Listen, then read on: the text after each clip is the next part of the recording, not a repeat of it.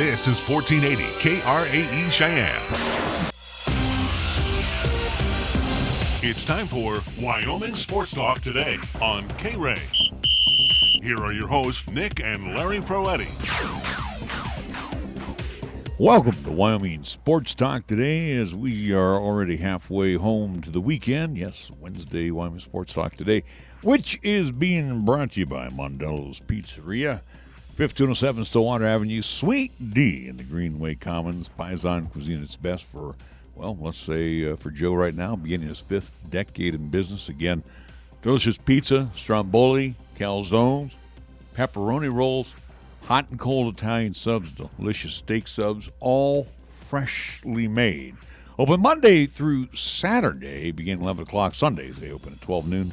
Mondello's Pizzeria for takeout only at 778-6068.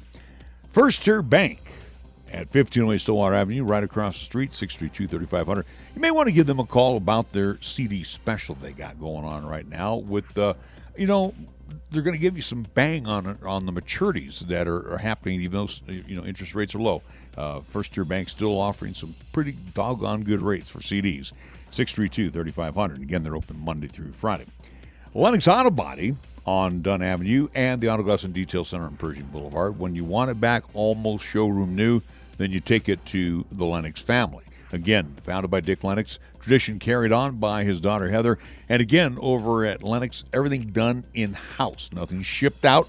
The auto body and paint shop right there on Dunn Avenue and the Auto Glass and Detail Center over on Pershing Boulevard. B&B Appliance and TV, 714 Central Avenue. Again, your home for GE, Maytag, Frigidaire, and Whirlpool. On the appliance side, they have a great selection of televisions and, again, a service department that will be at your beckoning call, 638-6468. Medicap Pharmacy for all your pharmaceutical needs. Gene and the wonderful staff invite you to come on out, again, with your doctor's prescription. See them Monday through Saturday inside where they're practicing social distancing. And, of course, you can use the convenient drive-thru if you feel it incumbent to be outside. Chick-fil-A, Medicap Pharmacy next door to Texas Roadhouse on Bluegrass Circle. Chick-fil-A, Windmill and Del Range, right across from Powers Field and Menards, where, again, you can go to CheyenneChicken.com for their catering services. And believe me, you will get a lot of bang for your buck. Let them take care of your party this summertime. Also, too, over at Chick-fil-A, they serve up breakfast, lunch, and dinner. The real chicken sandwich taste. 2 convenient drive-thrus. They're open 7 a.m. till 10 p.m. Monday through Saturday for breakfast, lunch, and dinner. And they also offer their mobile curbside. So check out the Chick-fil-A app. Good news. As we mentioned, ice cream is back in a cup. And milkshakes now come complete. Whipped cream and a cherry on top and the dome cover at Chick-fil-A, Windmill, and Del Range. Platte Valley Bank, banking times 2 over at the corner of College and Pershing in the original location on Vanda High. Many services offered by Platte Valley Bank, including the all-new Card Valet. Get a hold of them at 778-0021. That's Card Valet. And Key of Cheyenne on Nation Way, where AJ says, look, we appreciate everything that you've done for us over the years. Let us return the favor. So, again, if you still feel, you still feel uneasy about doing your business outside, you can do it online. KeyofCheyenne.com. The 2020s need to go. 2021s making their way in. One of the vehicles I definitely want to praise is the all-new SUV Seltos. You're going to love this car from Key of Cheyenne. So, again, do it virtually right there on your computer. They will prompt you on the buying, leasing process, payments, money down. They'll even give you sight unseen trade appraisal, according to Kelly Blue Book. So again, your bucket of bolts is going to be worth something without them even taking it for a test drive or taking a look at it. So again, go online, KeyofCheyenne.com, or come on out to the lot. If you feel pretty safe enough to do it, let me tell you, they sanitize hourly there. They've got hand sanitizer there. And if you want to do business mask to mask or face to face, you can do that with your sales reps over there at Key of Cheyenne. Give them a call, 775-0123. And it's scoreboard time. The scoreboard this afternoon being brought to you by the 5 locations of Taco John's in Cheyenne. Remember, you can use the Taco John's app for delivery. Taco John's in Cheyenne. 5 locations. Use the convenient drive-through. Load up, especially during the Burrito Challenge, or, a 6-pack at a pound always goes good. South Greeley Highway, downtown KRAE Avenue. See them on Yellowstone Road. Persian Ridge, Delrange Ridge, and they serve up 3 delicious squares 7 days a week. Taco John's of Cheyenne. Here's our scoreboard and Nick. Recapping action from today, at least on the local side, with Cheyenne Post 6. The Sixers out in Rock Springs as they took on the Casper Oilers in at least pool play for the Wyoming State Tournament. They got the victory pretty easily, winning 10-0. That was the end of 5 innings. So game 1 for Post 6. This is the only game that they're having today. It was at 10 a.m. this morning. But they 10 rundum, I like it. Yeah, they took care of business, so they will have 2 more contests coming up tomorrow again, as it is pool play for the Wyoming State Tourney.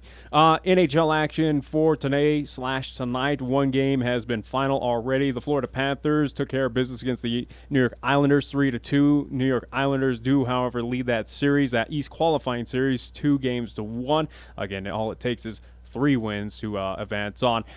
Games underway right now. Looks like the Arizona Coyotes are going to at least walk away with a victory, as they are up 4-1 over the Nashville Preds with a minute left in the third period. That series is tied 1-1. In a round robin right now, the Tampa Bay Lightning lead the Boston Bruins at least 2-0. That is in early on in the second period. And games happening later on today. How about 4:30? And you can catch this game on NBC Sports Network. The Colorado Avalanche will take on the Dallas Stars. Again, that is a West qualifying round robin. And also, want to mention that the Montreal Canadiens will take on the Pittsburgh Penguins. And last but not least, the Chicago Blackhawks will take on the Edmonton Oilers. That's what's happening in NHL action for today. Time out. So people understand what's going on. Qualifying game is to get you into round robin. Basically means that those teams, again, 4 from the east, 4 from the west. Again, for instance, on the west side, you have the Avalanche, you have the Stars, you have Blues, Vegas Golden Knights. I don't know why you got ahead of me, but either way, though, those 4 teams are at least guaranteed to the playoffs. The qualifying is to make it to the playoffs. Again, for instance, with the Chicago Blackhawks, if COVID-19 did not exist, they wouldn't be in a playoff. So they're getting an opportunity. It's kind of like that 64, those playing games. Again, the March Madness kind of those first 4 games, so to speak, to actually have a shot at it. So that's what's happening right now. So again, that's why you're seeing some series, or at least some game matchups, have series. Again, whether it is 1-1, 2-1, whatever the hell it may be. Like Carolina qualified, they won last night. Yeah, it's the best of 5 series for those qualifying rounds. All right, so but that would get them into the Stanley Cup hunt by winning the qualifying round, right?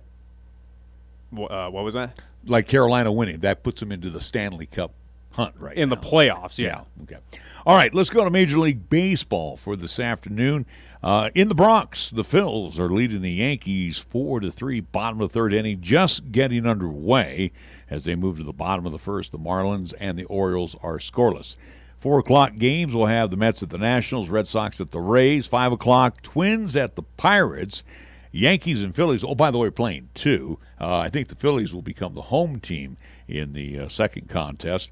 It will be the Blue Jays and the Braves in Cumberland, Georgia. Reds, Indians, this will be at Progressive Field in Cleveland. Cubs and the Royals at Kauffman Stadium.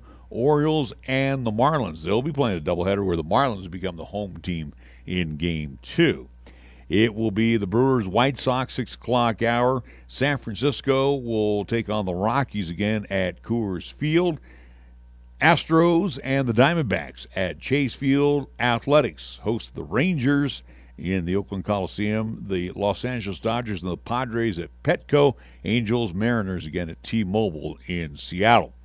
Wiped out the 4-game series between the Cardinals and the Tigers, so no makeup date even forecast again to go along with the Phillies-Marlins series. That no makeup dates are in the offing, and the Yankees and Orioles that were wiped out earlier too, no makeup date forecast. So let's go over to the National Butthead Association and let's see what's going on the hardwood as they are participating again at the ESPN Wide World of Sports Complex in Kissimmee with 2 venues there. We're down to the tail end of the ball game, and I'm just waiting for the final to pop up. 5.7 seconds left, and the Jazz leading the Grizzlies 122-115. 21.3 seconds left in the second quarter with the 76ers over the Wizards 53-44. Nuggets lead the Spurs, and they're nearing half as well. 64-62, 36.6 seconds left. Games still to be played. The Lakers will host the Thunder, 4:30, 6 o'clock. Raptors, Magic, and at 7 p.m., Nets and the Celtics. Our scoreboards brought to you by Taco John's of Cheyenne. Taco John's presents the most satisfying burrito ever. Challenge. We challenge you to find a burrito as big on flavor as the new Boss Burrito or Bowl, with over a pound of grilled chicken and cilantro lime rice. And we also challenge you to find it for less than $6. Go ahead. We'll wait. The new $6 Boss Burrito or Bowl from Taco John's. Bigger, bolder, better. Download the Taco John's app today for even more exclusive deals. Crunching. Wisdom, expertise, compassion, qualities that are the foundation of Cheyenne Urological, with their experienced doctors and their highly trained staff providing top-quality treatment for prostate cancer, urinary tract infections, kidney stones, impotence, and incontinence. You can trust Cheyenne Urological to give you the highest quality urinary care. Now offering the latest in robotic surgery, call Cheyenne Urological at 635-4131. That's 635-4131. Check out the huge savings this week at Town & Country Supermarket Liquors. Here are just a few of the terrific weekly specials. Our Super Radio buys heard only right here feature Wild Turkey American Honey, 750 milliliter bottle, $14.99. Rolling Rock, 18-pack of 12-ounce cans, $10.99. And Tanqueray Gin, 750 milliliter bottle, $15.99. Town & Country Supermarket Liquors on the South Greeley Highway, Cheyenne's low price leader. When you are dealing with the coin shop to buy, sell, or trade your gold, silver, or other precious metals, you will be met with honesty, fairness, knowledge, and exceptional customer service. The coin shop has been serving Cheyenne since 1982 and is a respected member of our community. Call David today at 778-7196 to meet privately or visit during regular business hours, Monday through Friday, 9 to 5 p.m. The Coin Shop, a dealer you can trust, 510 West 16th Street. Are you looking for a pharmacist who will actually take the time to talk to you? Then come to Medicap Pharmacy. We're dedicated to healthcare only, which means we'll fill your prescription quickly, and then we'll make time to listen, answer your questions, explain your prescriptions, and tell you about possible drug interactions. Medicap Pharmacy will always make time for you. Medicap Pharmacy, 1947 Bluegrass Circle, next to Texas Roadhouse in Cheyenne. Or call 635-3712. When you say Mondello Pizzeria, think authentic Italian. When you say Mondello Pizzeria, think made fresh from scratch. When you say Mondello Pizzeria, think great pizza, delicious Philly cheesesteak, superb hot and cold Italian sandwiches, meatballs, sausage, and special subs, calzones, crisp salads, and great service. When you say Mondello's Pizzeria, think unmatched Italian taste. Mondello's Pizzeria, 1507 Stillwater Avenue, your only true Italian stop for lunch or dinner. Here's the latest weather forecast on 1480 KRAE.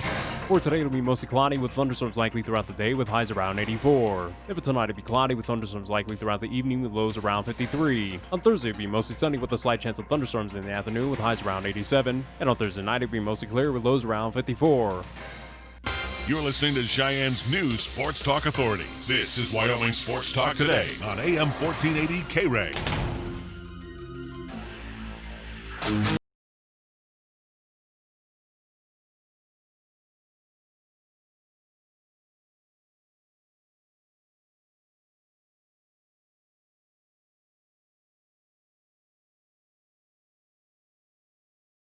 Welcome to Wyoming Sports Talk Today. Larry Perletti along with Nick Perletti as we are joined by our first guest. He is the head football coach out at Pine Bluffs Hornets. Head guy, Will Gray. Will, good to have you back in the program. And before we get things going, you are beginning what year now as the head coach? I think it's my 10th, but I really can't count that high. So well, that's all right. We're somewhere in there. As long as you haven't lost a finger like one Ronnie Lott did, so you got all 10 digits there, so it'll work out. I do. I have them all attached still. Well, we're going to come right out of the boxes. We've already had a chance to talk to a couple of our coaches here on the local side and ask you, COVID-19 hits mid-March. Let's talk about the effect that it had on, and again, Pine Bluff's a very small bedroom community here in Wyoming, but, personally, to Will Gray, tell us a little bit how COVID-19 really affected you and things that you do for a living.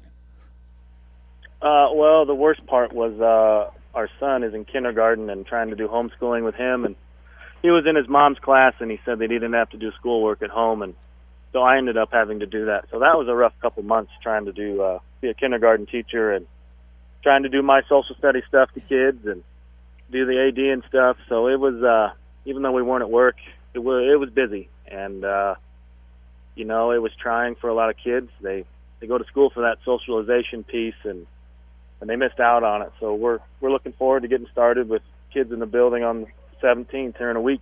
Especially in Pine Bluffs. Again, you know, we think of Pine Bluffs, the community, but you draw from other areas around Pine Bluffs, and being, you know, with that one-on-one experience with your friends or with your students is very important because, again, of the just of the distance that you have there in Pine Bluffs with everybody trying to get together. Yeah, absolutely. You know, we see it a lot in the summer, you know, especially this time of year. Kids are in a combine harvesting, so when they get to town to come to the weight room, you know, it's a treat for them to get to see people, you know, other than their dad telling them how to run the grain cart and do things like that. But, you know, we're just going to take it one step at a time. It feels like, you know, we're heading in, and that goal line keeps changing on us, but we're going to attack it and do the best we can with the circumstances. Or at least the positive thing for you, Coach, is something that, you know, the Activity Association has mentioned for all classifications, whether it is from 4A to 1A, which, again, we'll get into that as well, too, where 1A went through a few changes, especially there for Pine Bluffs. But, you know, it's got to be good, though, that the Activity Association came out a couple weeks ago and said, hey, practices will start on time. Game start times, especially for Class 1A that don't have that 0 week, but instead you will start week 1, that being August 28th. Hey, that's still a go as of right now. So, especially for Pine Bluffs, we're looking at that week 1 matchup as of right now. You'll be at home hosting Riverside. So, for you as a head coach, got to feel a little comfort that, hey, we'll be on time. We'll actually have fall football, unlike some other states, especially the one down southwest of Colorado that just said, hey, we're shifting everything to 2021. Yeah, you know, normally, you know, I have a checklist of things I do over the summer and, you know, hanging up the jerseys and things. And I hung up the white jerseys, in June. To myself, you know what, I better wait on these and just see. And, you know, we finally got to go ahead, and, you know, it was a relief. You know, things might not be the same, but at least we're getting that opportunity to go play. And, you know, I read today that Division II is not having fall championships, so, you know, that puts schools like Chadron and Black Hills, you know, do you play? Which I know Coach Long really, really well, and he's going to push to play. But it sucks for them that they don't have that, you know, that moment at the end of the season that you're fighting for. But, you know, as of now we do, and we're just going to go after it and see what we can get done. Yeah, again, just take everything that you can, and especially with how fluid and fluctuating this can be coming up this fall season, which hopefully, again, we're anticipating that no hiccups will happen, especially what we've seen the previous months with American Legion baseball, softball throughout the state of Wyoming, where, again, that has not had any major hiccups or anything massive that changed that scheduling. But, you know, we so far have talked with Cheyenne East, with Chad Goff. We talked Cheyenne Central with Mike Apodaca yesterday. We'll get your thoughts on this, Will, where, you know, practices are getting underway here very soon, especially for Pine and also to Burns, the county schools, where, and you even alluded to of getting at least some of those student athletes into the gym to kind of work out and prepare for this upcoming season. Want to get your thoughts, or at least what is Pine, and especially you, what are you guys doing out there to again make sure that those student athletes are safe, are socially distanced? Is that really happening out there with the Hornets right now?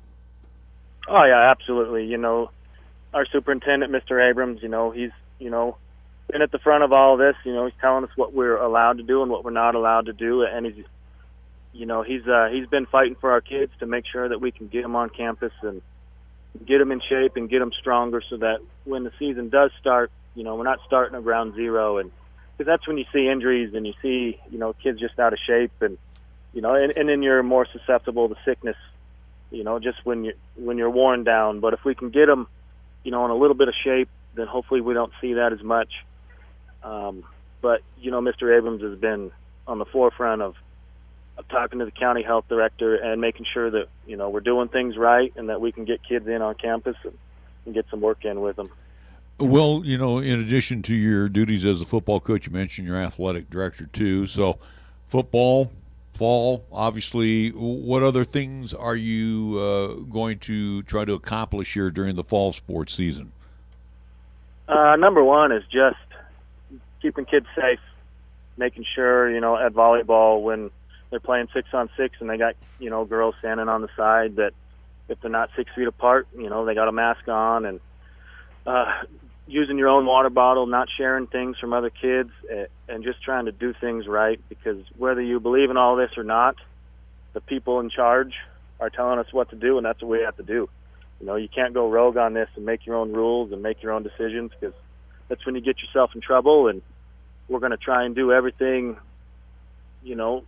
by the book, across every program, and just make sure we're doing things right, because at the end of the day in high school, it's about the kids and competing and just give them that opportunity, and we're going to try and make sure we do things right. I want to get your thoughts on this, Will, especially as an AD role, especially for these upcoming fall sports out there at Pine Bluffs, where we kind of alluded to, where it's a small community where social distancing, or at least the population, is not as intense as you go a couple miles to the west here, the city of Cheyenne. That's going to be kind of spotlighted for fall sports season on the high school athletic side. But, we mentioned volleyball, we mentioned football. How confident are you that fans will be in the stands out there in Pine to watch football or volleyball, and also to maintain that social distancing? Is that something that not too worried about, that there won't be any fans in stands, or what are your thoughts? Well, as of this very moment, we're going to have fans in the stands. I can't tell you what that number is, just because we're not quite sure yet how we're going to do it. There was a lot of talk on how do you allow the visiting team in? Is it a certain number? Is it, if we're playing Southeast, do I send them a spreadsheet and say you got 50 spots, fill them in? We'll check them off at the door. There's a whole lot of ideas, but we're just kind of waiting until closer to our first home game to see what other guidelines the governor puts out in the health department, and we'll go from there. But we're confident we'll have people in the stands, but we just don't know how many or what it looks like yet. Yeah, I think everybody's anticipating the governor's address coming up here mid-month to let us know if we're going to be kind of operating at almost near normal. So, yeah, it'd be nice for your community, again, because, again, very supportive of Hornets football. Coach, as Nick mentioned, you're undergoing a change in Class 1A this year. So we dropped from 11 to 9-man, if I'm not mistaken, right? Yep. We're learning as we go. I was going to say, how does that change your strategy a little bit? I think I've watched every 9-man game from North Dakota and Minnesota on the NFHS network and YouTube, and there's teams that don't really change what they do, but there's also teams that try and condense the box and get everybody in the box so they can use more space, and it's here and there and all over the place. So we're just kind of taking what we do and adjusting it to the type of kids we have.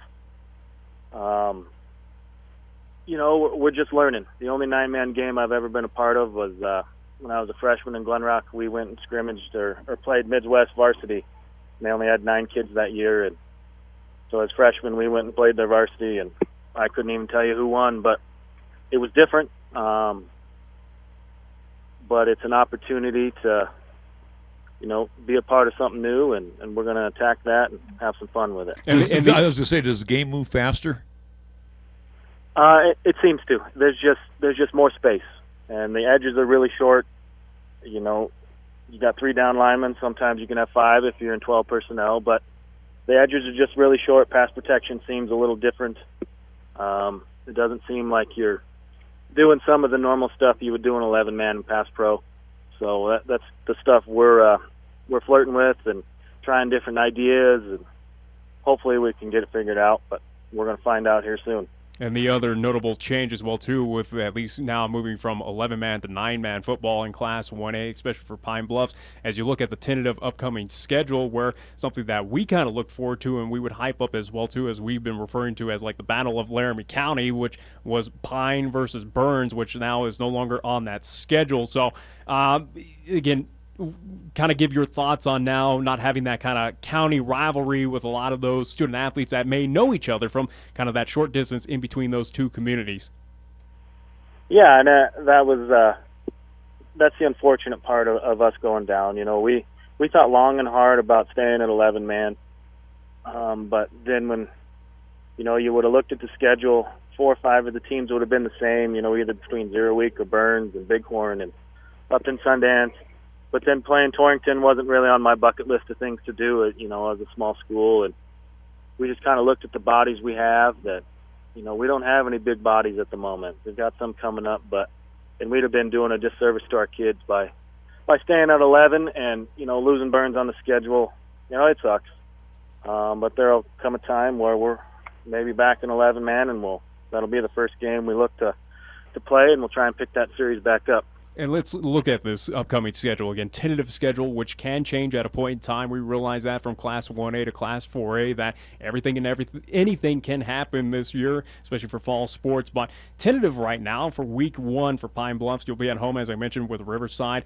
Week 2, traveling on the road to Niobrara County. Week 3, you'll be at home against Saratoga. Week 4, home as well, too, out there in Pine against Southeast. Week 5, away at Shoshone. Week 6, home against Wright. Week 7 and Week 8, you'll be on the road. Week 7 at Lingle Fort Laramie, and on the road at Week 8 against Moorcroft. As I read out that schedule, what games kind of stick out to you, Coach, that you got to come prepared? Your student athletes have to come ready for those contests coming up here in 2020. Well, the simple answer is every one of them. But, you know, as you're looking through the schedule, you know, game 1 is going to be important. You know, that's kind of where we're going to figure out who we are as a group and what's working in 9-man and what's not. And then the following week, you know, we go to Lusk, and, you know, they've got some bruisers all over the place, and that'll be a good opportunity for us to, you know, remember what being physical is all about and how being physical helps you win games. And then, you know, just the whole schedule, having 2 at home there, weeks 3 and 4, you know, will be nice. But then, you know, just all over the place. Lingle coming in, you know, playing Lingle week 7, and they've been in 6-man for a long time, and them coming back up to 9-man is going to be different. So it's just a lot of variety. We're not sure what we're going to see defensively from anybody. So we're just kind of excited to see how it all falls in. And last thought for me, for you, Coach, and again, appreciate you joining us today talking about Pine Bluffs football as we get ready for that, especially out there in the county. But, you know, we size up Class 1A, 9-man football from both the East and the West.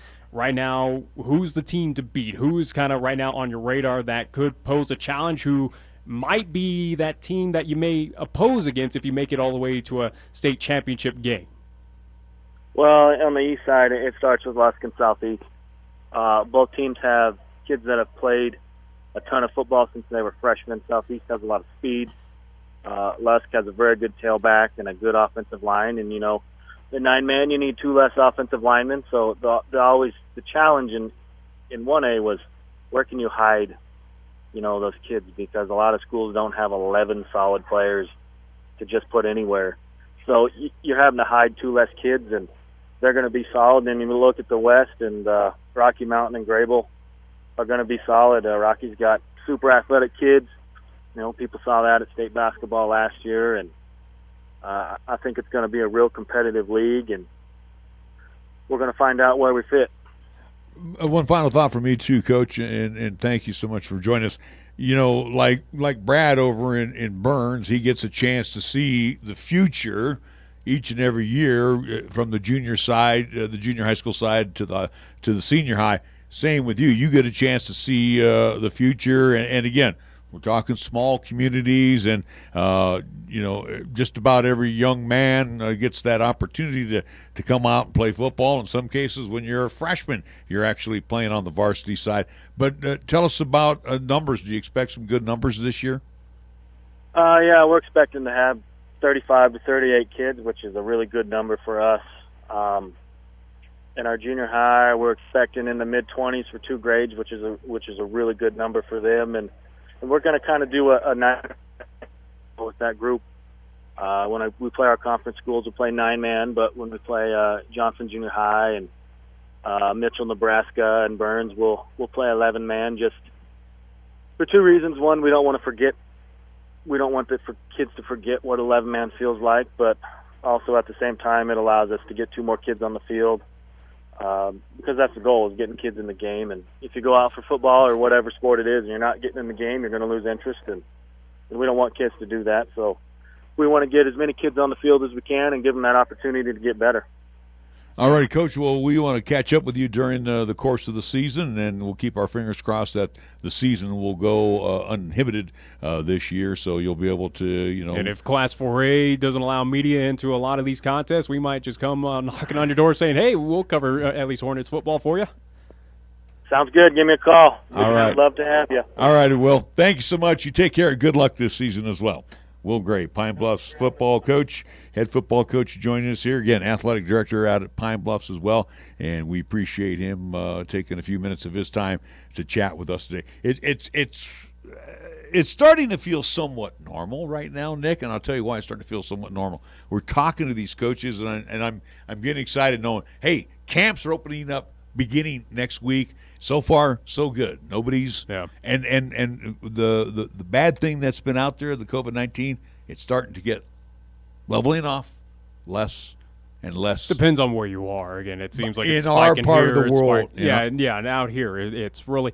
And again, even since the nationwide kind of lockdown thing happened in March, or at least when the dominoes kind of fell out here, especially in the state of Wyoming, and even here in the city of Cheyenne, largest city here in the state, it's kind of life has kind of felt normal-ish. Right? It's been a little bit better than those in bordering states, or at least in Colorado, New York, California, or it kind of feels like it's been life as is. We're alluding to, at least with Colorado, where we're seeing them push fall, at least high school athletics to winter and springtime. Well, at least here we are still a go on time for fall sports, and again, not even just football, but for volleyball, golf, all that fun stuff in high school athletics. So it's good to see that we are going that course. Also true here in this state, where we were one of the few that had American Legion baseball. We got a state tournament happening right now in Rock Springs that Cheyenne Post 6 is competing well in. We saw the Cheyenne Extreme state champions.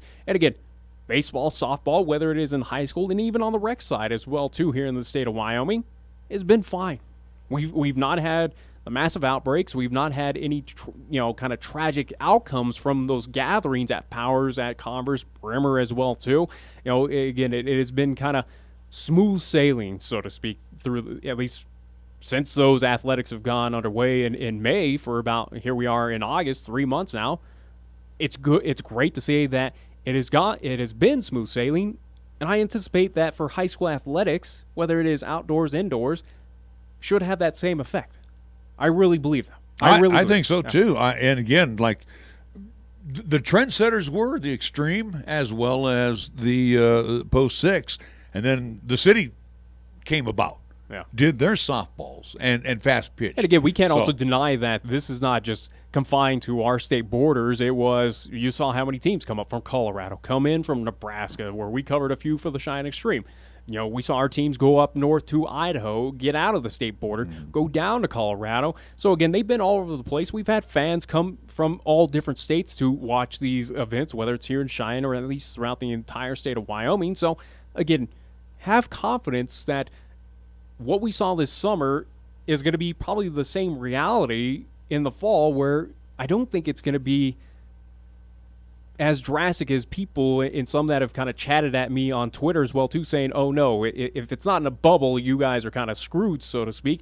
I don't see that happening. I really don't think so. I again, more and more I believe in the kind of positivity that, especially here in this state, here in the city of Cheyenne, even out in the county with Burns and Pine Bluffs, it's going to be smooth sailing. We will have a full season. It will go without a hiccup. I'm fairly confident it will. I believe. I think the only hiccup we'll have will be weather. Yeah. The lightning delay. The ever-lovely lightning delays. Yeah. Well, and again, too, as Will said, as Coach Apodaca said, and Coach Goff said the same thing. We're all waiting, and when we talked to Trevor Wilson the other day, we're all waiting on the governor. Yeah. So, before we start getting all excited or depressed, we haven't heard from the number one guy in the state yet. Even before the governor even comes out and says, the Activity Association kind of said, hey, we're still going to go forward. Right now it's just kind of getting those fine details of, all right, fans and stands. Will it be a greater amount than what is kind of allowed right now? It's just trying to figure out those finer details of what's going to happen more so. But I don't think what the governor says at least mid-month here, at least in the month of August, will change the fact that, oh no, we're now pushing football back or those start dates back. I think that's a definitive guarantee no matter what. No, I think what we're waiting for the governor to say is how many. Yeah. Again, within the social distancing guidelines, how many? And again, as we've talked to the coaches, and I do believe Chad Whitworth as well, right now we're to the point that, and I think if I understood the coaches right, students would get a couple of tickets. Supposedly. Every student would get a couple of tickets, and then they would. I don't think that's a guarantee right now, but I'm just saying if everything stayed like status quo. It sounds like it's almost kind of like bowl game-ish where, school that is traveling, you get an allowed amount of tickets. And if you don't use them, give them back to us. Yeah, and then we'll use it for local fans and just kind of go at least like that. So, again, only time will tell. That's the reason why we haven't heard much from the Activity Association for much. Because they're waiting 10 more days. Everyone's waiting right now. All right. Again, thanks to Will Gray joining us here on 1480 KRAE. Coming up next hour, as we will get things underway at the beginning of the hour, we'll talk with Brad Morrison, who is the head football coach over at Burns, both junior and senior high school. So we'll catch up with him, find out more. Again, they're staying 11-man, by the way. So we will catch up with him and chat more. Let's talk about... How about let's take a timeout? All right, well, we can take a timeout, and then we'll come right back. We'll talk more about seating arrangements. We're back after this. Your locally owned and operated radio stations, KYOI-FM and 1480 KRAE AM, are just that, local. Serving Cheyenne and Laramie County, where your advertising dollar stays local, too. It doesn't end up in Colorado, Oklahoma, New Hampshire, or even New York. We conduct business here. We shop here, and we live here. And we support our entire community 24/7, 365. Just because it has a window dressing doesn't mean it isn't a facade. A reminder from KYOI and 1480 KRAE. Is a refinance right for you? Rates are great. With a refinance from Platte Valley Bank, you can save money, lower your monthly payment, pay off other outstanding debt, or even shorten your loan term. Ask a Platte Valley Bank mortgage lender how a refinance could benefit you today, or start the process online at www.pvbank.com. Platte Valley Bank, member FDIC, equal housing lender. All loans subject to credit approval. Certain restrictions may apply. The next time you have a craving for authentic Mexican cuisine, visit Hacienda Guadalajara at 317 East Lincoln Way. Locally owned and operated, they serve their dishes with family tried and true recipes, with the freshest of ingredients, made to order. Start off your meal with their complimentary chips, salsa, and bean dip. And if you're feeling adventurous, enjoy your favorite margarita or cerveza. Hacienda Guadalajara, where the spice is always nice. B&B Appliance and TV has been your locally owned appliance store. Not only do we offer several major brands, we also service what we sell. And we have the largest parts department in Laramie County. Next time you're in a big box store, just ask to see their parts and service department. Then come visit the appliance experts at B&B Appliance and TV, 714 Central Avenue.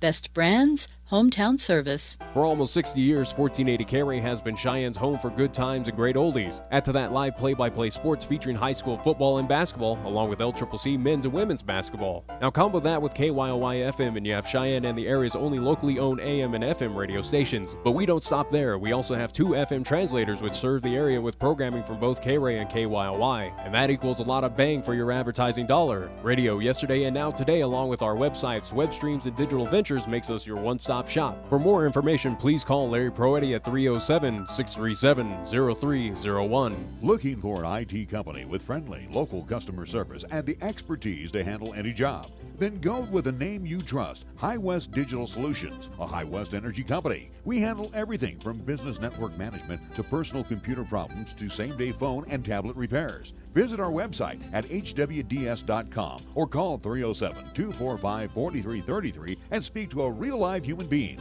local, polite, and eager to help. High West Digital Solutions, the best choice, the local choice, the right choice for you. At First Tier Bank, we are proud to be a member of this great community and will always support all of our high school athletes. First Tier Bank takes great pride in sponsoring the live broadcast of the games and would like to wish all of our teams good luck. We share the credo with Newt Rockney when he said, "One man practicing sportsmanship is far better than 100 teaching it." It's all about the high school sports at First Tier Bank, 1508 Stillwater Avenue, Cheyenne. Chick-fil-A at Windmill and Del Range across from Powers Field is a proud sponsor of our high school and LCCC student athletes. Chick-fil-A always offers 2 convenient drive-through lanes to pick up your order if you are on the go. Plus, they have an excellent dining room for the whole family. And remember to order ahead. Use the Chick-fil-A app on your phone. Stop into Chick-fil-A today, open Monday through Saturday, where you can enjoy breakfast, lunch, and dinner. Your home for the real chicken sandwich taste. Chick-fil-A, Windmill and Del Range. Here's the latest weather forecast on 1480 KRAE. For today, it'll be mostly cloudy with thunderstorms likely throughout the day with highs around 84. If it's tonight, it'll be cloudy with thunderstorms likely throughout the evening with lows around 53. On Thursday, it'll be mostly sunny with a slight chance of thunderstorms in the afternoon with highs around 87. And on Thursday night, it'll be mostly clear with lows around 54. When it comes to sports talk in Cheyenne, it's a whole new ballgame. Let's play ball! You're listening to Wyoming Sports Talk today, and it's only here on AM 1480 KRAE.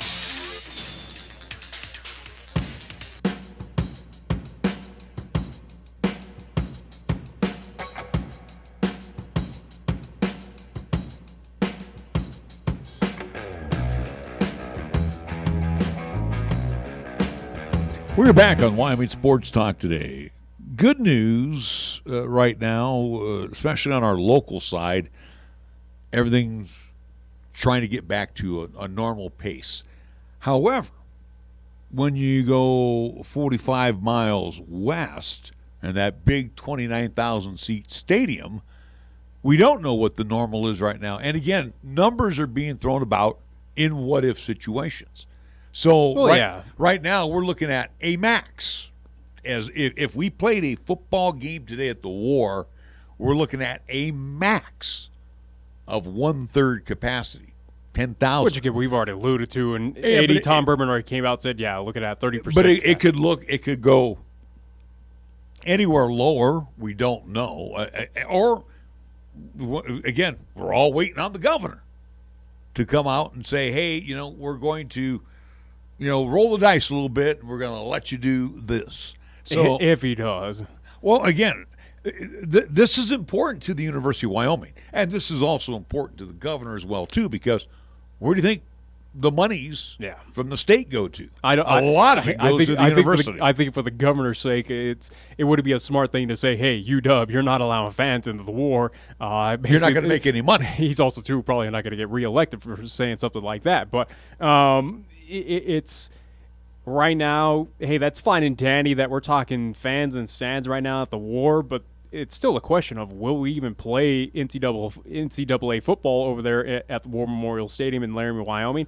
As of today, yes. As of right now, it's indicating that and I think the Mountain West recently came out and said that we're looking at 8 conference games, 2 non-conference to be played. So again, it's one of the rare conference moves where everyone else is saying no, we're playing in conference. The Mountain West kind of alluded to saying, nah, we'll give you some freedom to look non-conference route, and you would assume that some of that non-conference games are going to be probably on a very small local side, especially where would UW look to Montana's of the world, Montana State, Northern Colorado to take on a few opponents out of the Big Sky Conference. Who knows at this point in time? But again, NCAA also too came out and said, hey, divisions, conferences, It's up to you. Yeah, you decide. They left it in the laps of all the conferences. And Will alluded to of Division II basically saying, hey, we're not doing any championships. I think Division III basically said we're not playing football at all. Right. So we've already seen one division of NCAA football say, no, we're not going at all. That being Division III. Division II said championships are up in the air, and we're still waiting on what's going to happen with the FBS and FCS level. And we lost another team today. Not that they're a major football powerhouse, but it's, again, when they're not terrible. They're not great. But the bottom line is, we know them more for basketball than we know them for football. But UConn, yeah, they have decided not to do football this year. And I've told you this many times where it was not a question of if, but when a team was going to opt out. We've already had inclinations that Idaho wants out. Again, that's from the student athletes up there. That's not even from AD or from administration up there in Moscow, Idaho. You had student athletes basically say, no, we don't want to play. We're done. We don't want any part of this. You're also seeing student athletes from, I do believe it was the Big Ten and also 2 Pac-12 conferences try to join together of basically they were demanding, or at least they listed demands of how they wanted to be kept safe if they're going to play football. And will the Pac-12 conferences and Big Ten kind of make sure that, or at least meet those demands? You would assume so, but who knows right now? Again, everything is up in the air. UConn's the first piece to fall that's not going to play football in at least the FBS level. I don't think they're the last either. I really don't think so. The schools will probably take a look at are those in California. I would be safe to assume. Maybe out in the state of Illinois, probably Northwestern, up there, again, just north of the entire metropolitan Chicago area. You wonder if they could opt out at a point in time. The Fighting Illini? Down in Champaign, I don't know. They're out in the middle of nowhere. You also have Illinois State. I mean, there's, again, what UConn did, I don't believe is going to affect California. I think what affects California. No. I'm not saying I know, but I'm just saying what it's going to affect California is what Governor Newsom does in California. What's going to affect Illinois is what the governor does, not the But I'm just saying, though, there's a multitude of reasons why teams can opt out. Again, you're seeing UConn basically as a team opt out. Idaho, it seems like the Vandals are going to opt out as a team. Could there be, again, other schools that don't have student athletes that opt out, but again, are forced to at least not play football, again, like in some of those kind of bigger states like California or the stricter states? Again, could Syracuse, could some of those New York schools basically be forced? Very well. Absolutely. We don't Buffalo. know. Again, I'm just saying for UConn's sake, they're not the only, and they're not going to be the last team that opts out before the season even starts. And again, you're at least mentioning Fort Collins. Who knows right now? Well, my question is to you, because right now it seems like you got a mutiny down there, or at least we don't know what the hell's going down in Fort Collins. Is it? And it sounds like it's more the media. And again, the media has lost a lot of traction, just on the national side alone because of its politicization. Instead of being a biased media, the media down there all of a sudden has taken it upon themselves to be kind of judge and jury, and now they're going to pay probably a little price for this. And again, you're seeing some of the media up here in this part of the world as well too, kind of not going to say put a spin on it, but try to push a little bit of an agenda, where we even saw during the baseball side of things, where kind of putting out pictures that did not reflect what was reality at a baseball game at Powers Field. It is a scenario that. You're right now. It is they said versus CSU saying. Student athletes are saying this, and this is going on. Where right now, at least down in CSU, who knows what the hell is going on? Where basically the allegations right now is that CSU, the football program, Coach Adazio, basically, at least what it's sounding like is they forced the student athletes down there to keep quiet during testing. Basically, force their hands to say, hey, if you tested positive, you're not going and telling anyone. We're going to keep this under hush. If you go out and speak about this, you're going to lose play time. And again, that's what the allegations are. But now we're having players, whether it's on Twitter or social media or, again, in the media, now come out and say, speaking up. They're speaking up and saying, no, that's not true. Right. This is not even remotely close. So it's kind of right now of who's speaking the truth? Is that player that came out and said that actually, is he kind of being still forced, so to speak? Is he still kind of under the gun and posting that just to kind of appease his coaching staff? Who knows right now? Or are they just gone rogue altogether? Right now, who knows at this point? Again, the issue right now down at CSU is you do have a kind of a growing outbreak, at least in the athletic programs down there, more specifically with football getting hit a little bit harder. But it does seem like things are starting to unravel. But is it something that media, or at least folks down there, are trying to spin it in a way that, the end of the world is happening for CSU, an outbreak is happening, and we just need to stop. CSU should not play football or play any athletics here in the fall time, so to speak. Who knows right now? And again, too, this all could come back and harm the media outlets down there for reporting. This could harm a lot of things, because it can harm CSU. Again, it's already harming CSU as is right now, as a reputation and as a school in that athletic program, if it is found true. Well, you also know too, Nick, and it's gonna be a ripple effect no matter what. If it's gonna affect of, will CSU even play football in the Mountain West Conference this season at all? And again, too, the way media is today, everybody's got to get it out first. It's 24/7.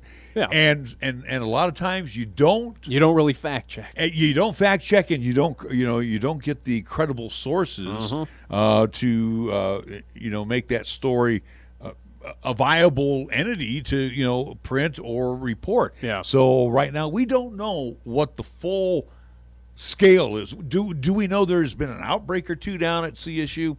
Yeah, we know there's an outbreak. We know that. Again, CSU has come out, and that is not from the football program. That is just CSU in general. I think even Fort Collins, or at least that kind of health department down there, basically said, here's the numbers, here's what's going on, and we have positive tests as of right now, at least in the athletic programs, including football down there with CSU. And for Larimer County, especially, it was very low in its numbers when all of this broke out back in mid-March.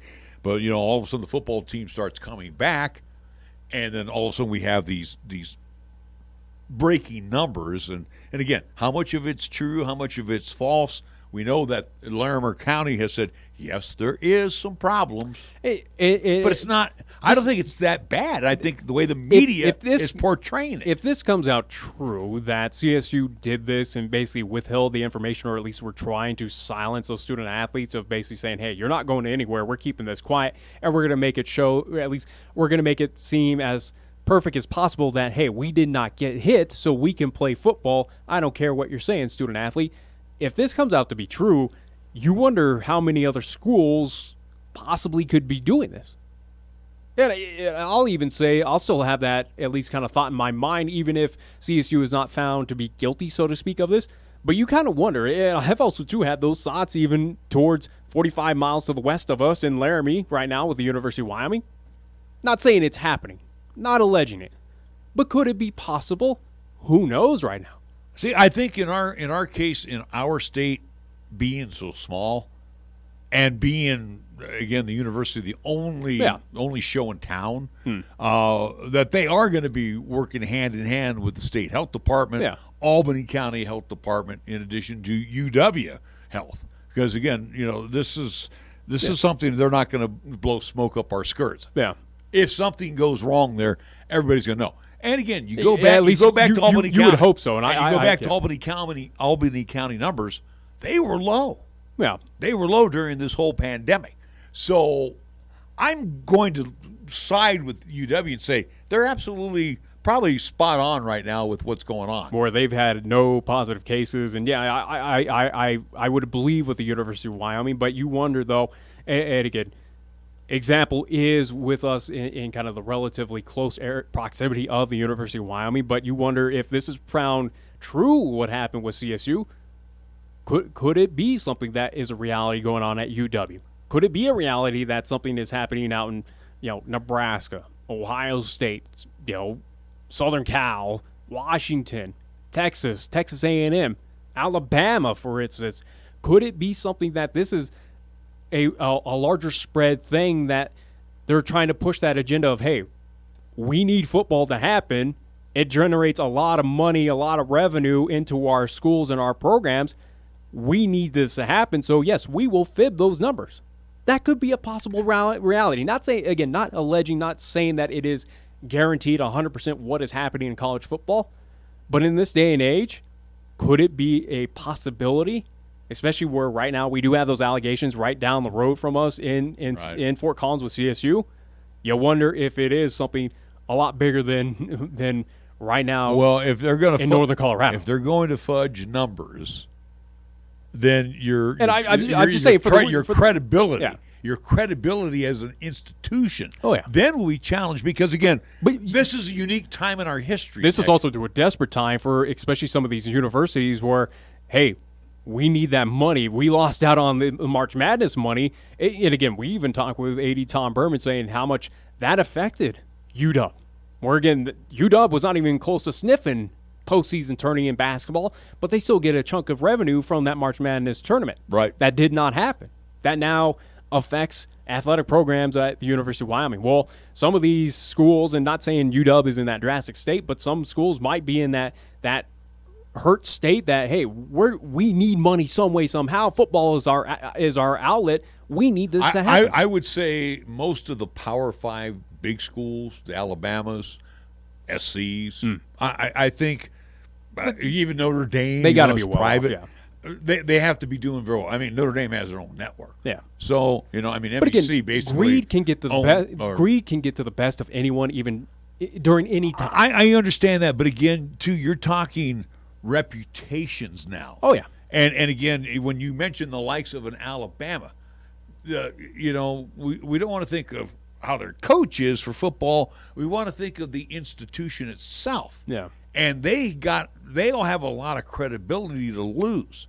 And again, too, right now, nobody is saying, Alabama, you can't play football. Okay? Yeah. And I'm just using this, gang. We already know that things are probably fine in Tuscaloosa. But my point is, with Alabama, they're already going to play. They already got all the network monies guaranteed to them because they're going to be the only big game, so to speak, only show in town in that part of the world. Yeah. So I don't think they're going to lose much. For the University of Wyoming, like you said, we have more to lose. Yeah. We got butts and seats we're going to lose. Even if they don't have the butts and seats in Tuscaloosa, guess what? Everybody watches them. Yeah, you'll have that revenue, and also, too, again, they got probably a little bit more better off probably boosters that are going to dump a lot of money over here, no matter what. You have everybody watching Wyoming play just for argument's sake, and maybe some alum. That still doesn't even equal $1 million. Yeah. I mean, they got that more in Alabama to cover. Yeah. So what they don't have in butts and seats, they're going to be able to make off TV revenue. For the Wyoming Cowboys, no matter what they do, television-wise, they're going to need some type of TV revenue to, extend what's going on. We're at the out top there. of the hour. We'll wrap this up, but with the UConn thing, where that team has opted out to not play football this season, where I say it's a question of, again, they're not the only one. They're not going to be the last one to do it here for the 2020 season. With the CSU allegations that they were trying to fib numbers or at least try to silence their student athletes and not go out and say, hey, we got positive tests and we're not having an outbreak, to basically make sure that CSU is going to play football this season, I don't think they're going to be the last school that gets this allegations against them. I wouldn't doubt you're going to see media outlets throughout this entire country, or at least those that try to get that insider information, so to speak, across the entire nation, from Idaho Vandals to Alabama Crimson Tide. You're going to try and figure out, did Nick Saban and staff fib these numbers? Is Craig Bull and staff at UW fibbing numbers or hiding information or something like that? Is Syracuse, is USC?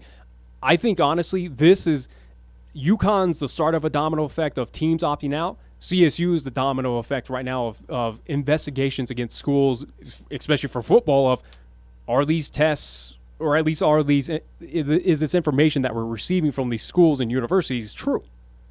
I guarantee that. I guarantee you're going to see not every single team in Division I FBS get investigated, but there's going to be others that pop up before we even get to the start of the season.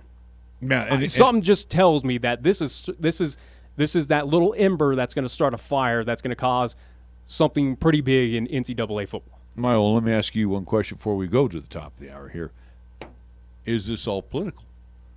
It feels like it, especially where you have – it seems like we're seeing more and more student athletes go out and especially voice their opinion on Twitter saying, hey, this is not true.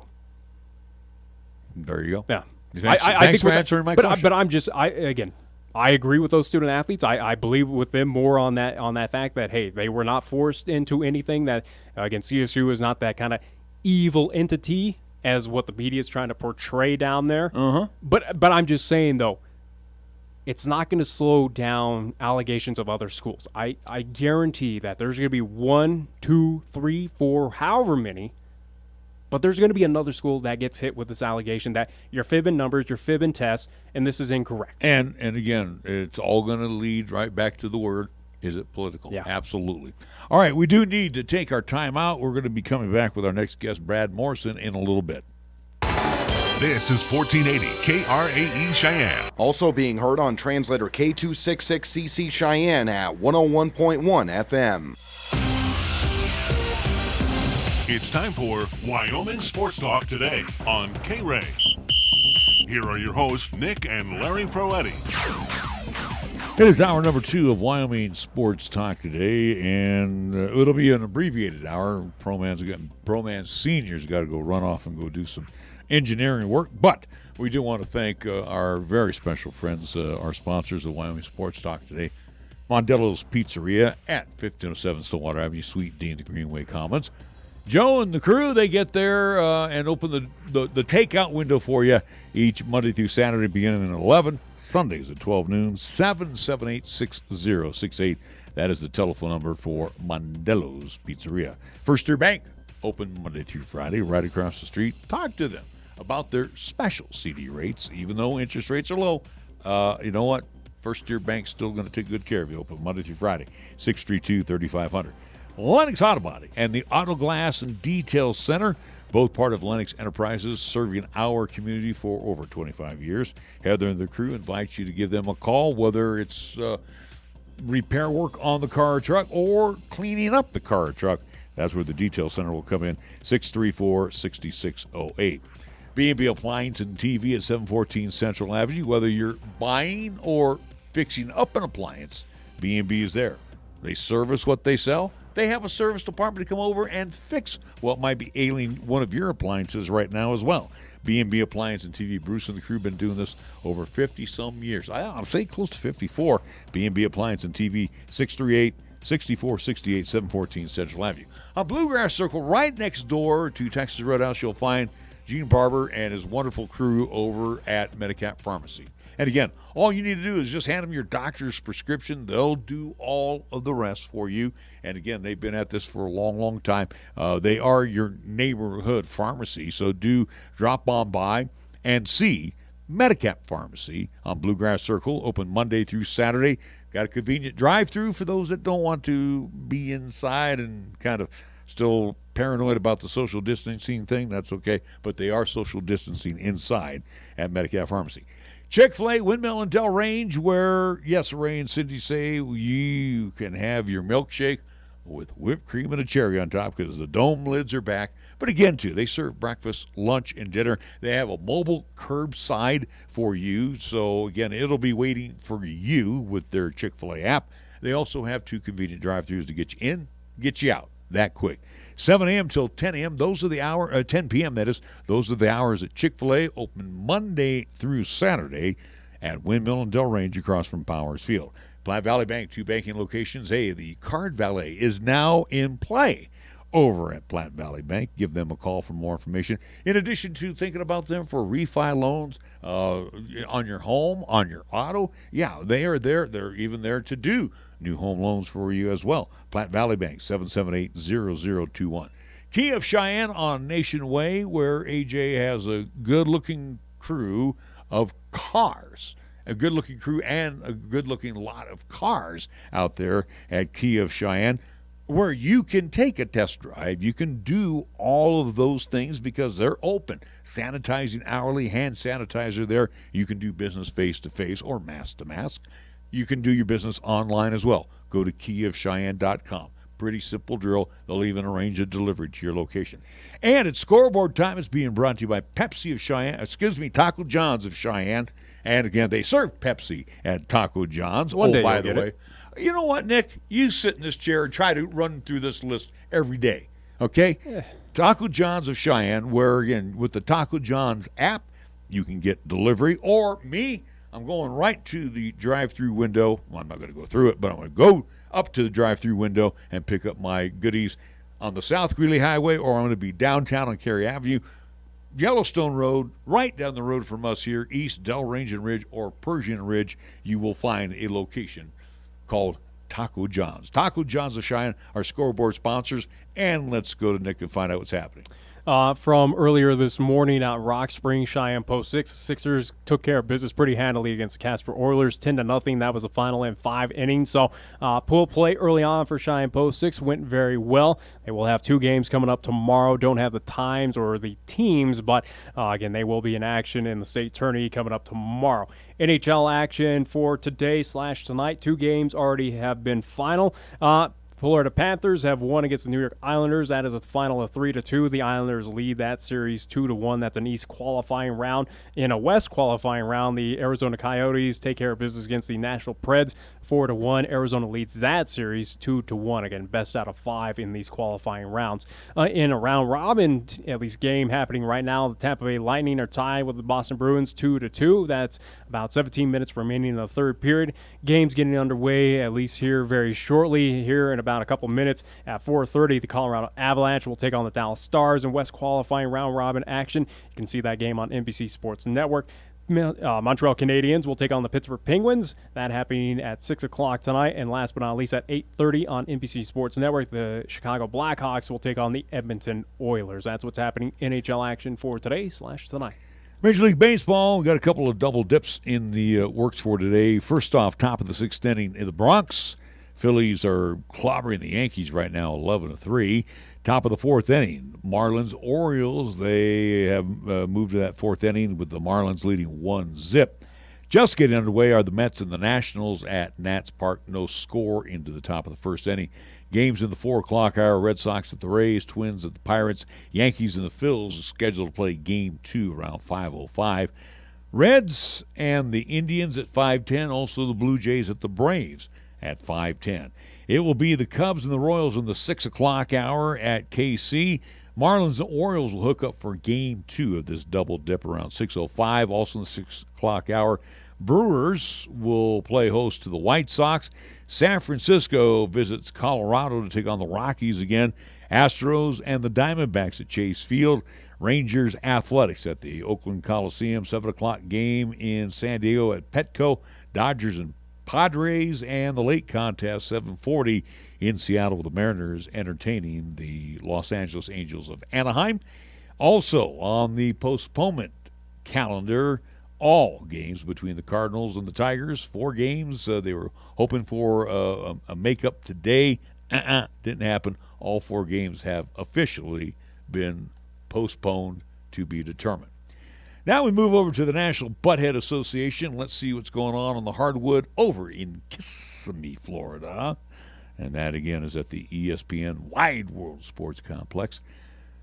76ers in the 4th quarter, and the Wizards, 76ers lead 89-82, about 7:24 to go on that one. 7:36 left in the 4th quarter. Nuggets continue to lead the Spurs, 103-97. Final in, Jazz has beaten the Grizz, 124-115. Later on, the Lakers will entertain the Thunder, Raptors, and the Magic will hook up, and the Celtics will be the home team as they face off with the New Jersey Nets. Our scoreboard brought to you by Taco John's of Cheyenne.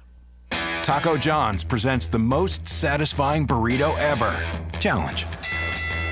We challenge you to find a burrito as big on flavor as the new Boss Burrito or Bowl, with over a pound of grilled chicken and cilantro lime rice. And we also challenge you to find it for less than $6. Go ahead. We'll wait. The new $6 Boss Burrito or Bowl from Taco John's. Bigger, bolder, better. Download the Taco John's app today for even more exclusive deals. Crunching. Is the touchscreen on your phone or tablet cracked or broken? Buying a new device could cost up to $1,000. Or you could let the local experts at High West Digital Solutions save you hundreds of dollars. We can replace your touchscreen in as little as a day, and your satisfaction is guaranteed. Visit our website at hwds.com or call 307-245-4333 and speak to a real live human being. High West Digital Solutions, the best choice, the local choice, the right choice for you. We are the key to your cleaning success. The Key People that provides affordable office and professional cleaning services for over 40 years with exceptional customer care. All of our contractors have background checks and are licensed and bonded. We guarantee you a safe and secure service that is tailored to your individual and business needs. The Key People do not impose year-long contracts, and all quotes are free, confidential, and personalized. Call Key People at 1-800-468-8283. That's 1-800-468-8283. You get everything you want with the new 2020 Kia Forte. AJ Miller here for Kia of Cheyenne. And this sport compact sedan has advanced technology, sleek styling, awesome connectivity, and plenty of space for passengers.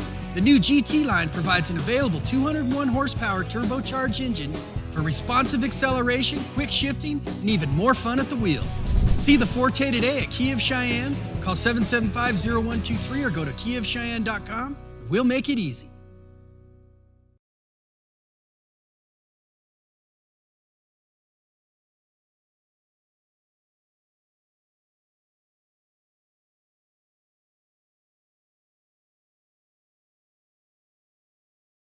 Medicap Pharmacist will call you to make arrangements for pickup or delivery. Medicap Pharmacy will always make time for you. Medicap Pharmacy, 1947 Bluegrass Circle, next to Texas Roadhouse in Cheyenne. Or call 635-3712. When you say Mondello Pizzeria, think authentic Italian. When you say Mondello Pizzeria, think made fresh from scratch. When you say Mondello Pizzeria, think great pizza, delicious Philly cheesesteak, superb hot and cold Italian sandwiches, meatballs, sausage, and special subs, calzones, crisp salads, and great service. When you say Mondello's Pizzeria, think unmatched Italian taste. Mondello's Pizzeria, 1507 Stillwater Avenue, your only true Italian stop for lunch or dinner. Here's the latest weather forecast on 1480 KRAE. For today, it'll be mostly cloudy with thunderstorms likely throughout the day with highs around 84. If it's tonight, it'll be cloudy with thunderstorms likely throughout the evening with lows around 53. On Thursday, it'll be mostly sunny with a slight chance of thunderstorms in the afternoon with highs around 87. And on Thursday night, it'll be mostly clear with lows around 54. Here, the season never ends. From Wyoming sports to the Broncos in Denver. From Rockies baseball to talking hoops with Nuggets basketball. Local, regional, and national. This is Wyoming Sports Talk Today, right here on AM 1480 KRAE.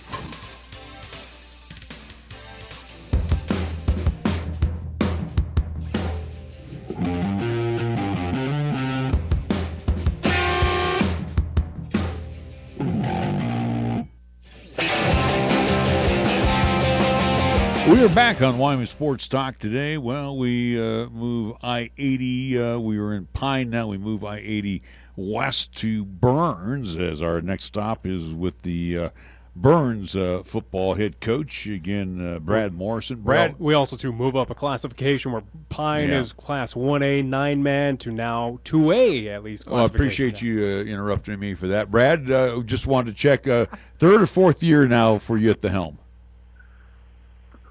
Year 3 coming in. Yeah, year 3. I had that. I actually had that right. I wrote that down on my notes here. One of the few things you're right on. And that's right. And that's what happens when you're old like me. Hey, Brad, real quick. Obviously, a lot of lives were changed, and even in the small community of Burns and the surrounding communities there when everything was shut down in mid-March. I guess even for you as not just the football coach, but what you do with Burns. In general, tell us a little bit how you had to cope with things, especially being an instructor, and also too, you're out there with student athletes all the time. How did you keep all of these young men and women focused as well during this downtime? Yeah, I think that's one thing that I think some people have kind of talked about, but for a while there, especially for the first few months after track got canceled and even as fall sports were and still are, honestly in question about some things, you kind of turn to a counselor, especially for your senior kids Had a lot of seniors on the football team. A lot of those guys were really looking forward to track, and I tried to make sure to stay in touch with those guys and help them to stay motivated through school. A lot of those dudes, a lot of high school athletes, that's one of their main motivations for doing well in school is playing sports. So some of those guys didn't have that to look forward to after school. So I made sure to reach out to them and provide some motivation and just some support, because it was a pretty tough thing for those senior kids to do. So I just made sure to be available and talk them through stuff, and it was a good lesson in dealing with adversity. A painful one, but it was a good chance to learn, and that's what I treated it as is just a reminder that we always say this could be the last play. Play every play like your last. Well, it was literal this year. Nobody knew that was going to be the last time that they got to go to a high school practice.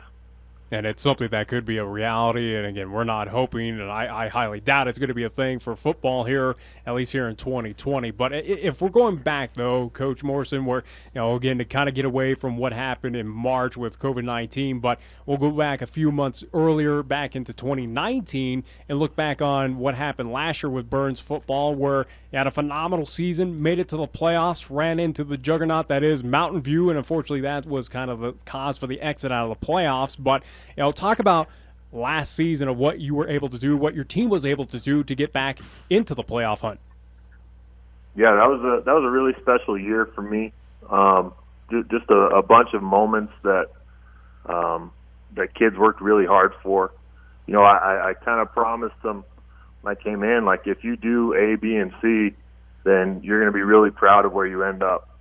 And it took some time that first year going 4-4. People were still, our kids were still excited about doing that, and then to come out the next year and go 7-3 and overcome a lot of adversity and have some success was huge for our community and those kids, and I was just really proud of them. But what a great year! A lot of really cool moments for those seniors, being a real senior-heavy team.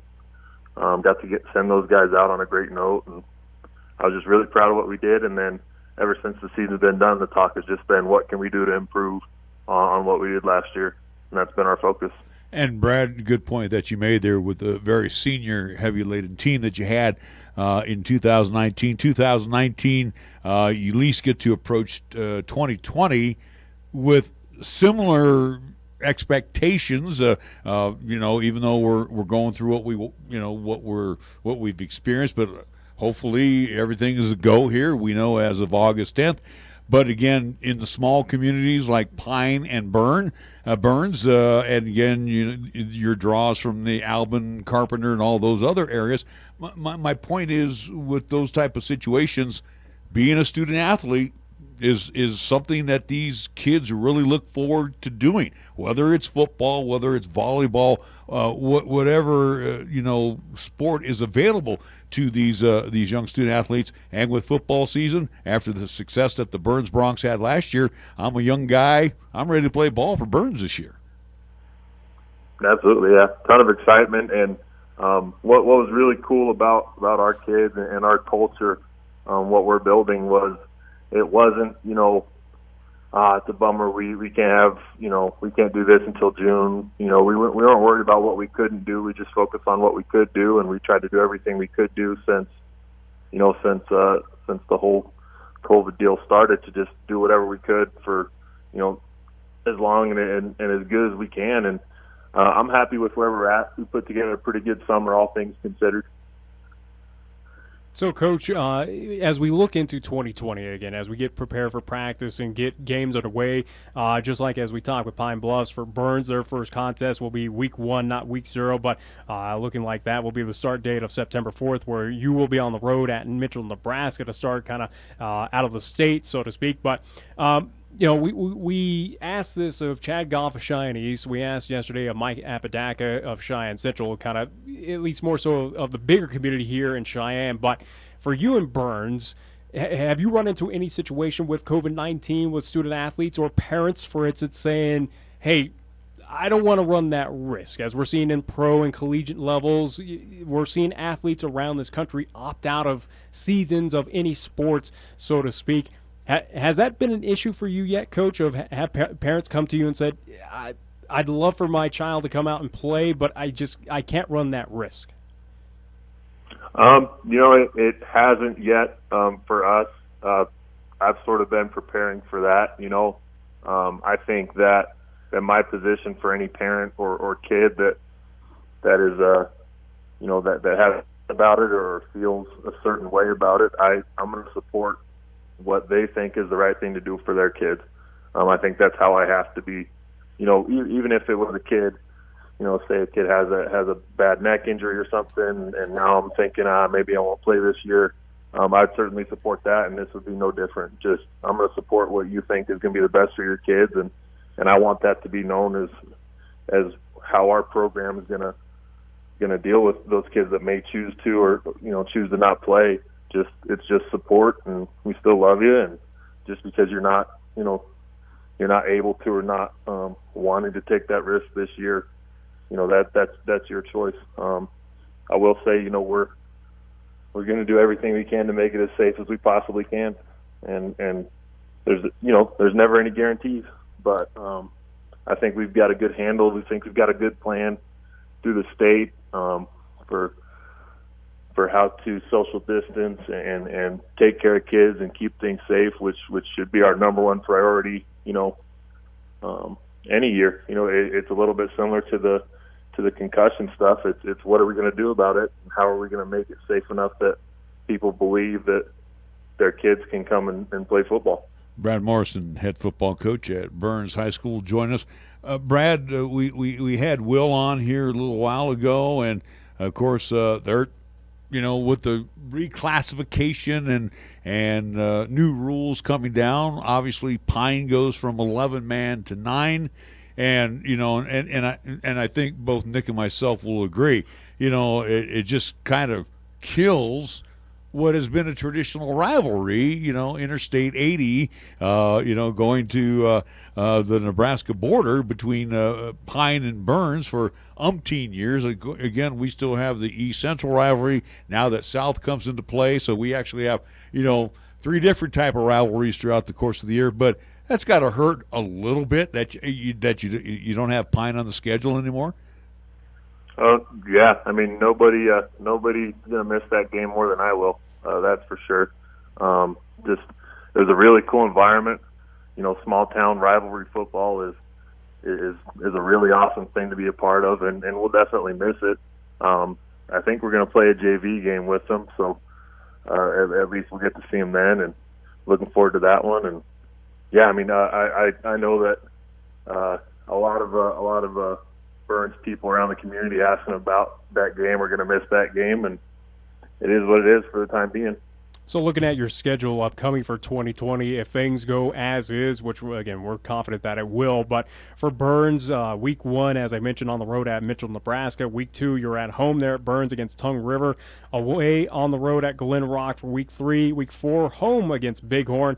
On the road at Wheatland for week 5. Upton Sundance comes down to Burns week 6. And then how about Newcastle on the road? And then the wrap up the season, home, you'll host Torrington, again, your former at least stopping grounds.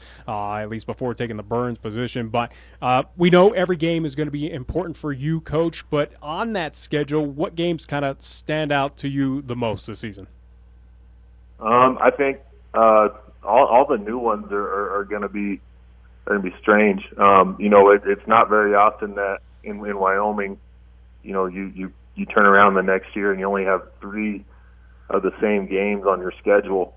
But one that really sticks out to me, I'm excited to play Bighorn with what they've been doing. They've been historically great at the 1A level, and I know that they would have been a really good 2A team the last few years too. So I'm excited to play them. Coach McLaughlin's got a great program, and anytime you get to play, a really, really great program, that can kind of be your test to see where you're at. So, they're all big. I sort of have to say that, but really excited to play Torrington. The Wheatland and Glen Rock games are always fun. but yeah, if I had to pick one, I'm excited to play Bighorn too.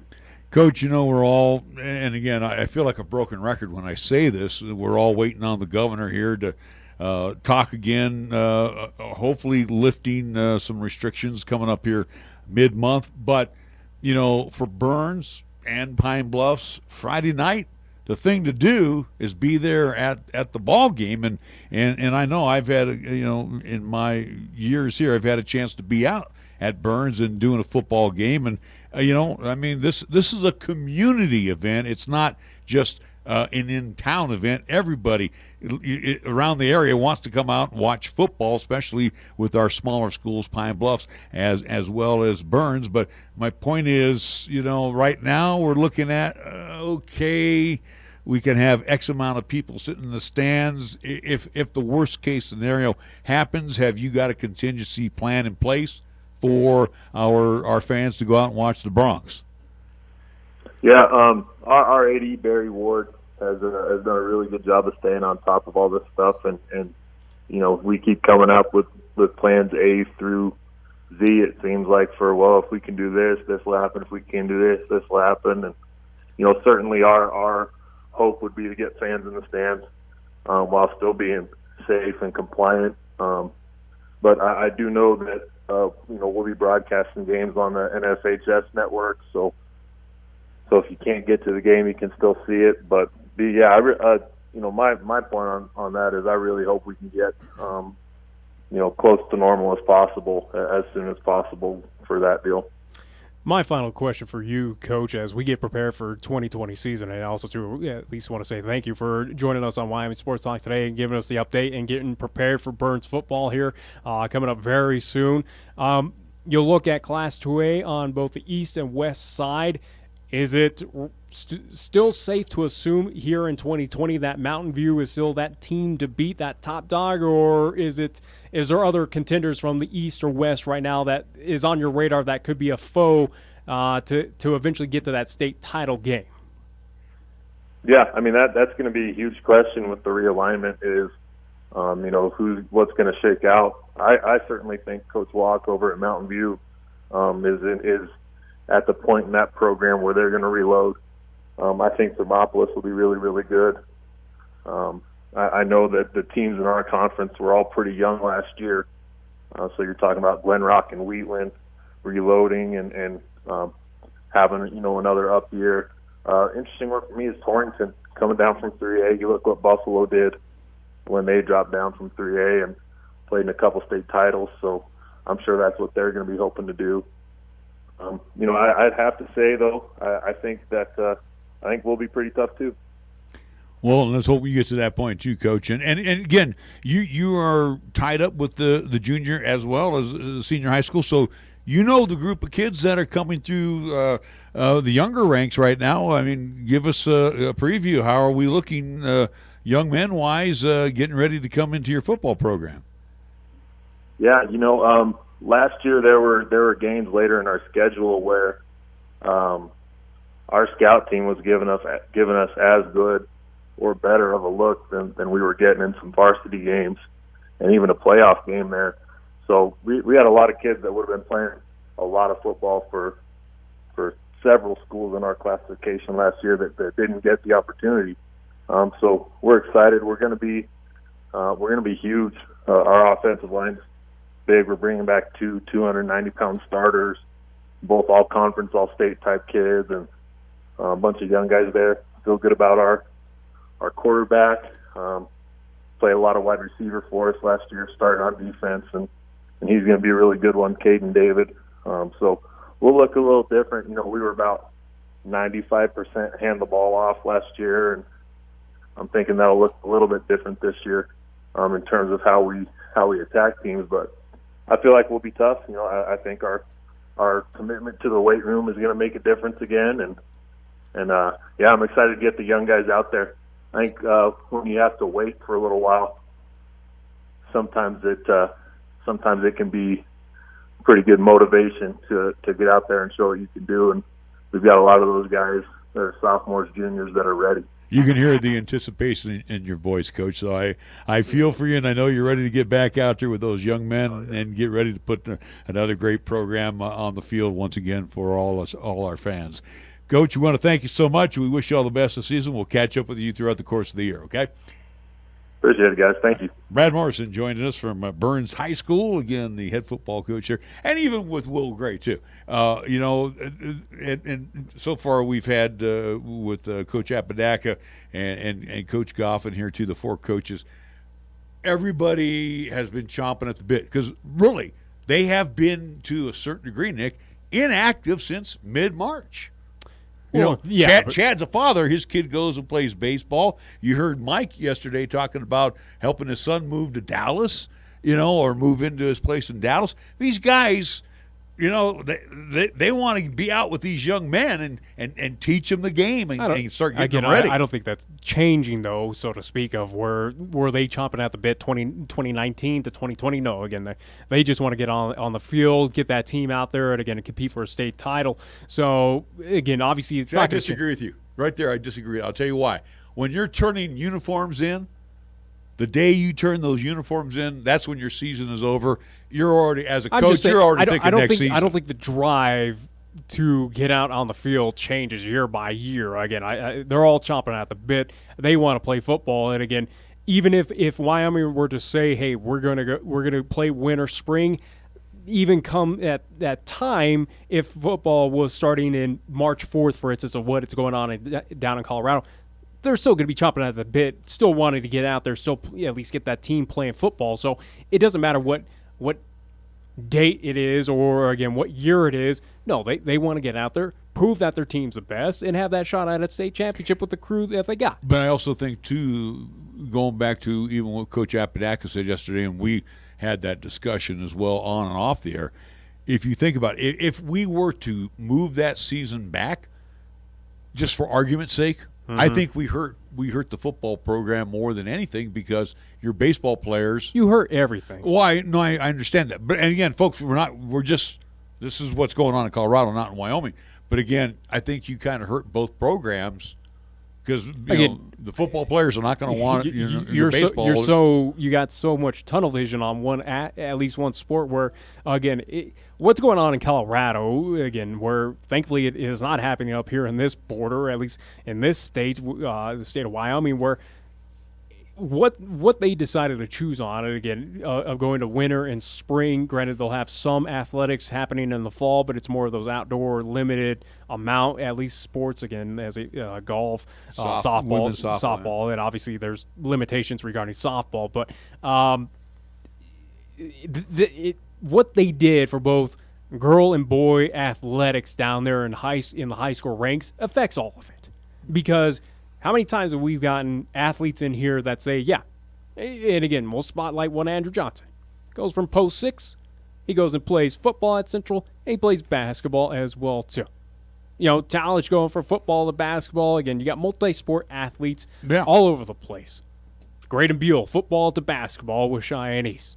You see that all over where it's bleeding into each other where it hurts everyone. Right. No, I'm not being mean about it. Those athletes down there now have to make a choice, or at least they're going to have to figure out of how do I play both sports, or do I now – is it something that now you got to focus on? All right, I'm more passionate on football. I focus on that. I'm more passionate on basketball. I play that and forget everything else. And I'm a baseball player, and I got to focus on that because I'm going right into my summer season after school is out. So, again, there's going to be so much – I don't want to use the word anxiety – but there's going to be a lot of pressure on these young student athletes. I think the term you can use is what you're going to probably see down in the state of Colorado is a lot of those sports might be pretty watered down.